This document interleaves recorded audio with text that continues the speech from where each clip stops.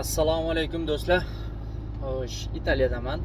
Qiziq holat. Endi bu boshqa joylarda ham uchraydi, lekin ko'proq bu Italiya va Ispaniyada qilinadigan ish ko'rsatmoqchiman. Bizdagi holat, yo'l qisqaryapti bir tomonga. Mana ofura yo'l bir qismini bekitib oldi. Nimaga? Chunki yondan qo'shilayotgan, mana chap tomondan qo'shilayotgan mashinalar oqimni sekinlashtirib qo'yapti. Shuni hisobiga fura bu tomonni egalladi.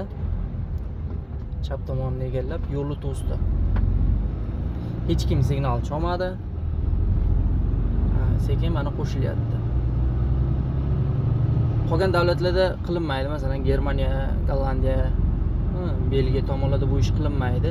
Chunki o'zi insonlari ancha tartiblik, farosati bor, qo'pol qilib aytganda. Italiya, ispanlar bular umuman qoidaga amal qilmaydigan xalqlar. Mana shunaqa qo'pollik tushunadi faqat. Nima deysizlar, bizda ham shunaqa qilish kerakmikin? Yondan qo'shilib oladiganlarga.